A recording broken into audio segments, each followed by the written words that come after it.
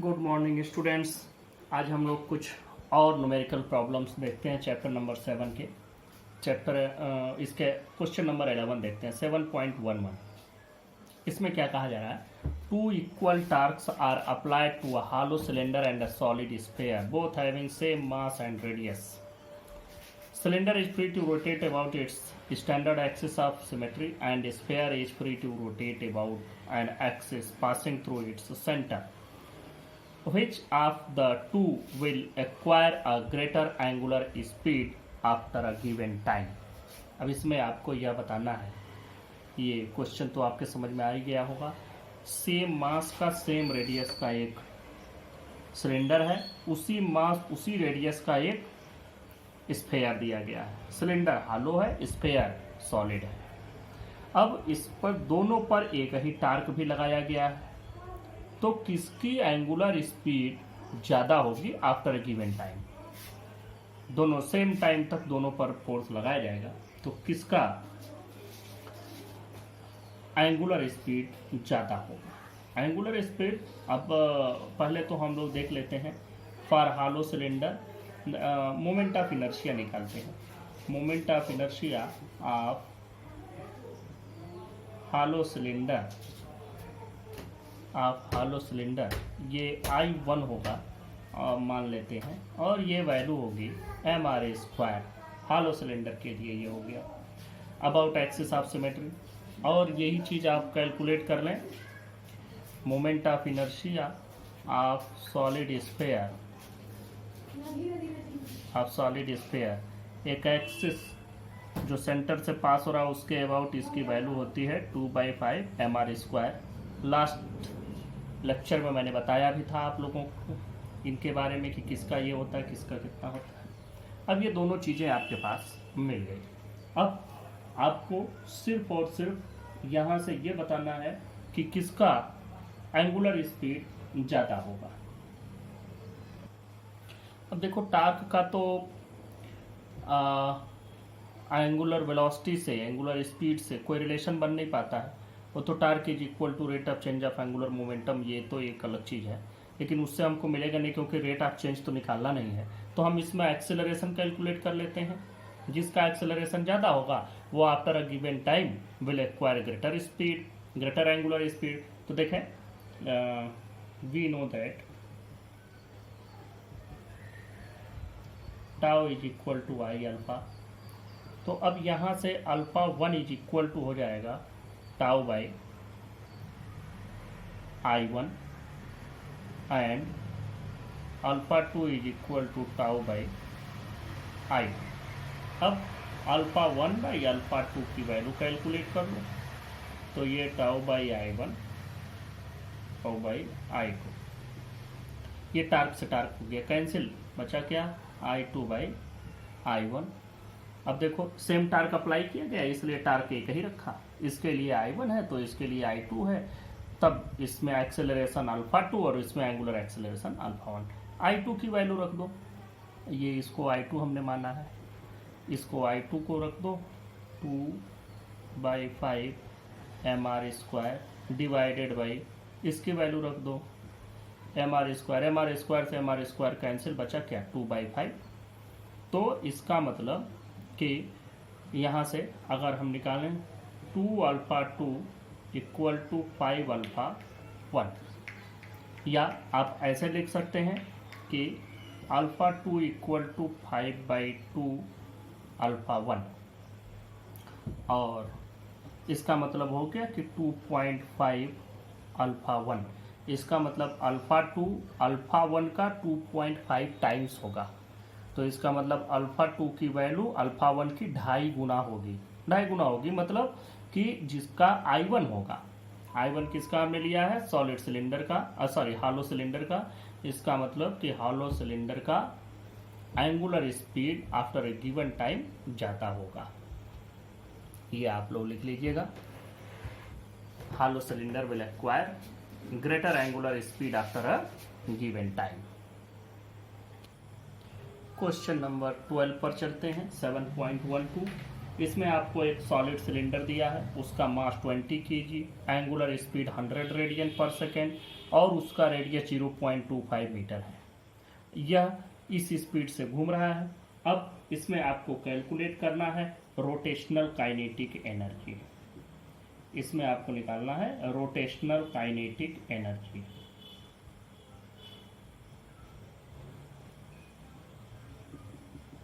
Rotational kinetic energy क्या value होती है? Half I omega square. अच्छा, और एक चीज और भी आपको कैलकुलेट करना है, what is the magnitude of angular momentum. ये दोनों चीजें आपको कैलकुलेट करनी है। एंगुलर मोमेंटम,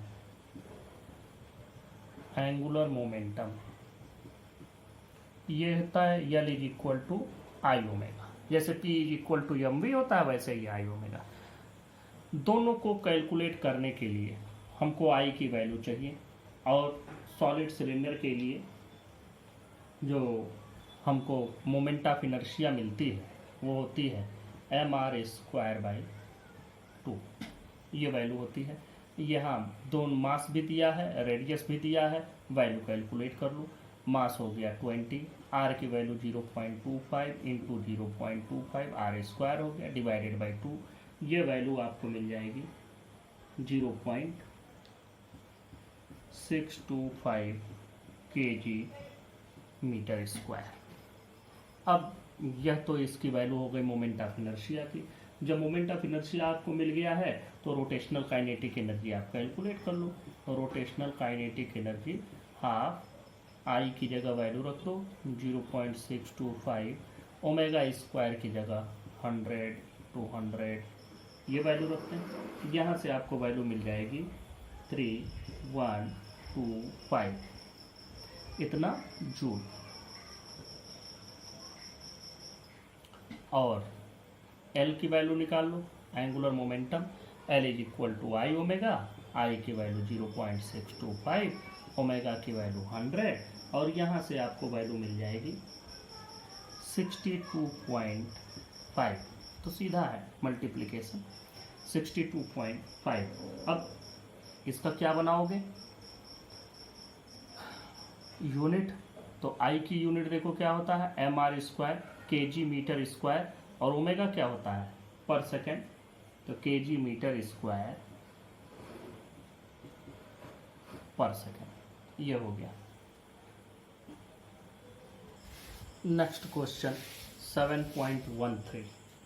इसमें देखो दो क्वेश्चन है, पूरा हमने अपने हिसाब से लिख दिया है क्वेश्चन। देखो, a child stands on the centre of a turn table. Turn table कहाँ होता है? आप लोगों ने अगर पुराने ज़माने के सर्कस के वीडियो देखे होंगे, अब तो कोई सर्कस देखता नहीं, तो सर्कस में एक ऐसा गोल सा टेबल होता था जो ऐसे घूमता रहता था, और उस पर एक लड़का खड़ा होकर अलग अलग तरह के करतब दिखाता था, उसी को टर्न टेबल कहते हैं। तो सेंटर पर खड़ा है with his 2 arms out stretched, अपने दोनों हाथ बाहर की ओर फैलाए हुए वो खड़ा है। और turn table rotates with 40 RPM, जो इसके एंगुलर स्पीड है 40 राउंड पर मिनट से ये घूम रहा है। If child folds his hand then moment of inertia reduces to 2/3 times the initial value. अब जब वो अपने हाथ बाहर फैलाए हुए से मोड़ के अपने पास कर लेता है चेस्ट पर, तो उसका जो मोमेंट ऑफ इनर्शिया है वो 2/3 टाइम्स हो जाता है जो उसकी इनिशियल वैल्यू थी पहले वाली। तो find the angular speed of the child when he folds his hand. और दूसरा है find rotational kinetic energy of the child when he folds his hand, and if it is greater than the initial rotational kinetic energy then explain it. हाथ मोड़ लेने पर आपको नई angular speed बतानी है, और हाथ मोड़ लेने पर नई काइनेटिक एनर्जी बतानी है, और ये भी दिखाना है कि क्या यह पुराने वाले काइनेटिक एनर्जी, मतलब जब वो हाथ फैलाया था तब जो काइनेटिक एनर्जी थी, क्या हाथ मोड़ने पर भी वही काइनेटिक एनर्जी है, और अगर घटा या बढ़ा तो उसको एक्सप्लेन करो कि क्यों घट गया क्यों बढ़ गया। इन दोनों बातों को हम लोग सॉल्व करते हैं।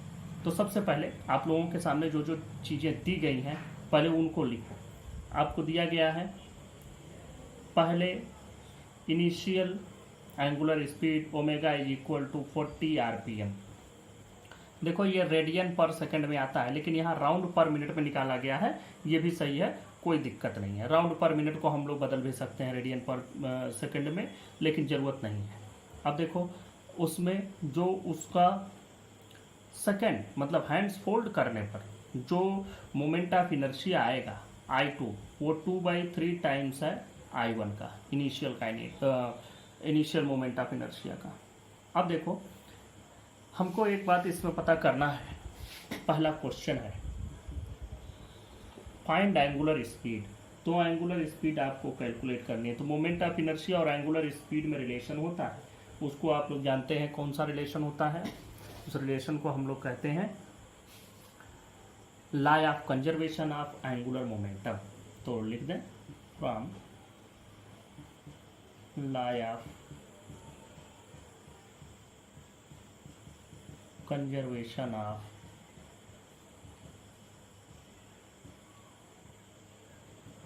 Angular momentum I1 omega 1 is equal to I2 omega 2। यहाँ से आपको पता क्या करना है, ओमेगा 2 पता करना है। तो ये वैल्यू कितनी हो जाएगी, I1 omega 1 divided by I2। I1 की वैल्यू रखो, I1 की वैल्यू हमारे पास I1 ही है। I2 की वैल्यू है 2/3 I1। ओमेगा 1 की वैल्यू दी गई है 40। अब देखो ये I1 से I1 कैंसिल, 3/2 इंटू 40 हो जाएगा, 3/2 इंटू 40। अब इसको इससे 2 टाइम्स में ये कैंसिल हो जाएगा और कितना आ जाएगा आपको मिल जाएगा यहाँ से वैल्यू आ जाएगी 20 इंटू 3 मतलब 60। ये आरपीएम में है तो ये भी आरपीएम में आ जाएगा। अब इस क्वेश्चन को आपने सॉल्व कर लिया तो आप एक चीज़ में थोड़ा सा कंफ्यूज होंगे।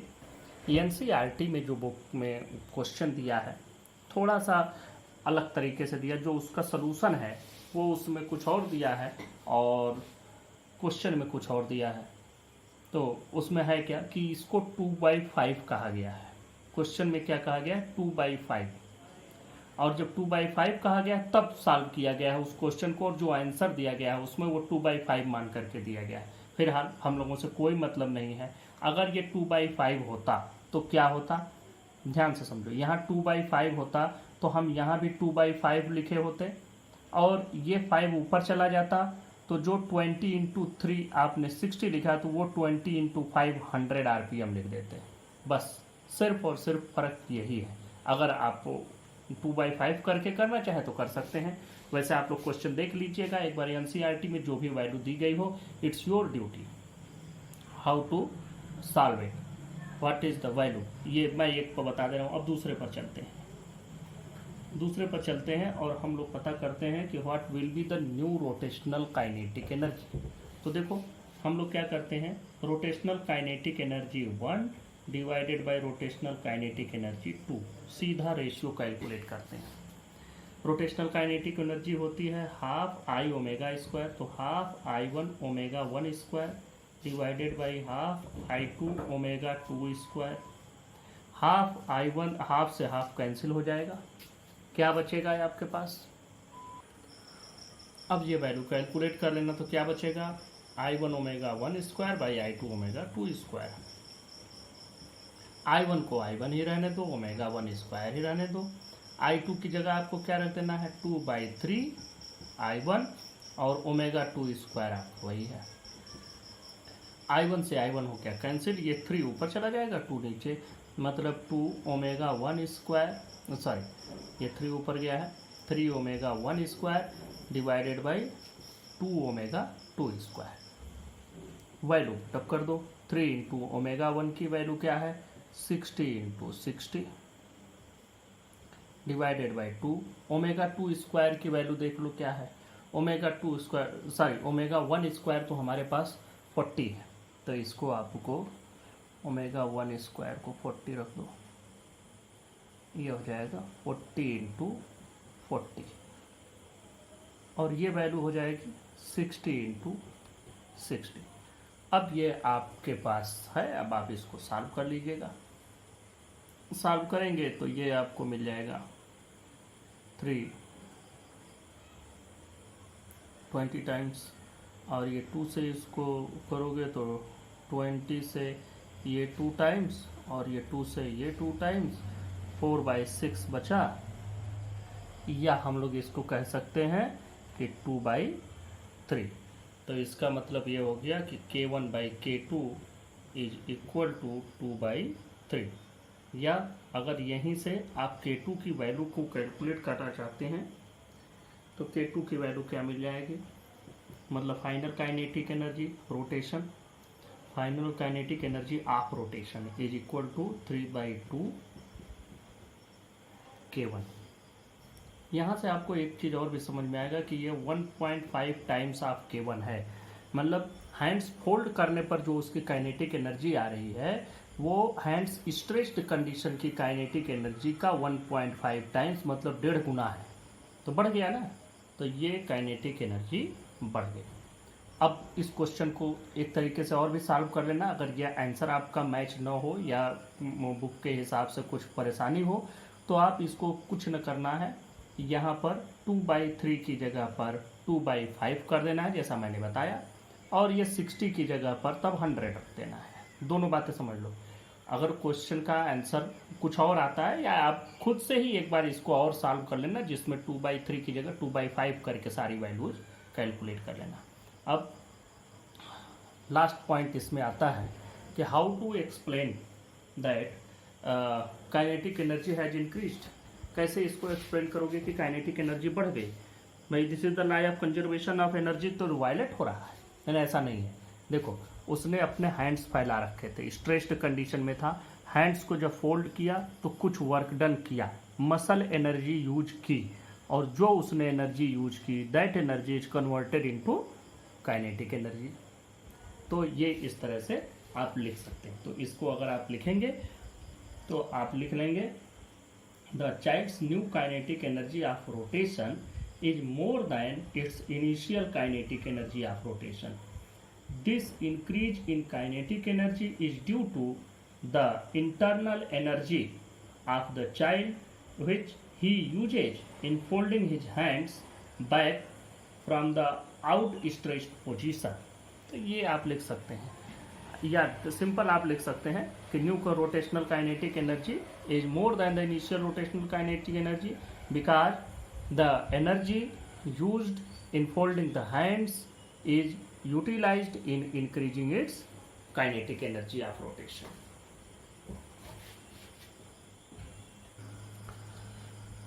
फोर्टीन्थ क्वेश्चन देखो, a rope is wound round a hollow cylinder of mass 3 kg and radius 40 cm.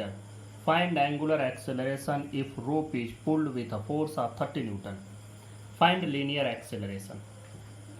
दोनों चीज़ें आपको कैलकुलेट करनी है। देखो क्या है, कैसा है क्वेश्चन, ये भी समझो। अब एक कोई रस्सी है, उस रस्सी को इस पर ऐसे लपेट दिया गया। हालो सिलेंडर इसी टाइप का होगा, ये तो थोड़ा सा सॉलिड है, वो क्या होगा, हालो होगा।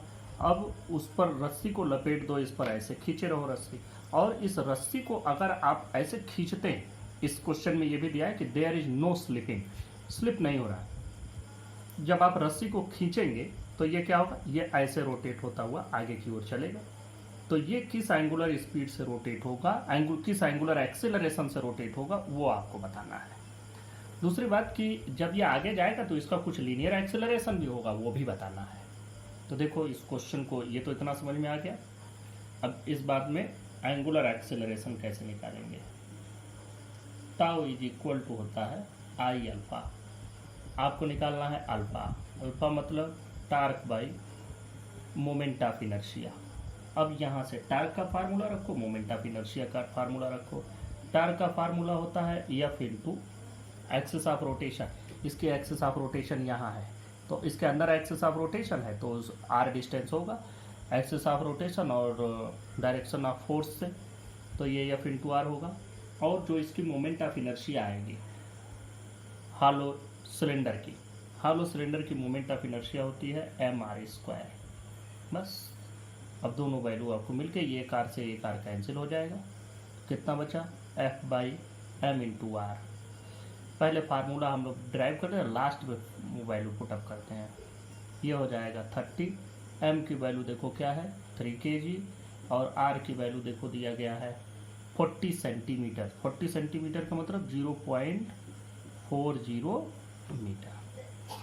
ये रख दो, ये हो जाएगा 10 टाइम्स में कैंसिल हो जाएगा, और इसको हम लोग लिख सकते हैं 10 और एक जीरो और बढ़ा दो 100/4, तो ये हो जाएगा 25 अल्फा आया है, मतलब रेडियन पर second square. This is the answer.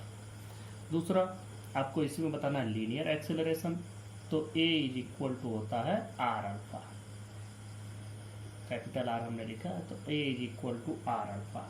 तो वैल्यू पुट अप कर दो, आर की वैल्यू आपके पास दी गई है 40 सेंटीमीटर, मतलब 0.40 इंटू 25।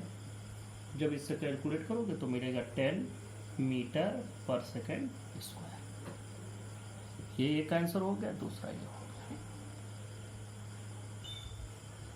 Next question 15th 7.15। देखो एक टार्क लगाया गया 180 न्यूटन मीटर का, और उससे जो एंगुलर स्पीड बनी उस ऑब्जेक्ट में वो बनी 200 रेडियन पर सेकेंड की। अब देखो इतना टार्क लगा करके इतना रोटेशन प्रोड्यूस करने वाले इंजन का पावर बताओ। तो बस आपको ये पता करना है पावर। तो और ये भी इसमें दिया गया क्वेश्चन में कि द इंजन इज 100% एफिशिएंट, मतलब कहीं और जा नहीं रहा है जो आपका पावर है। तो देखो P is equal to formula power का हम लोग पुराना वाला वर्क डन बाई टाइम, ये वर्क लिखो, नहीं तो W में और ये ओमेगा में कंफ्यूज हो जाओगे।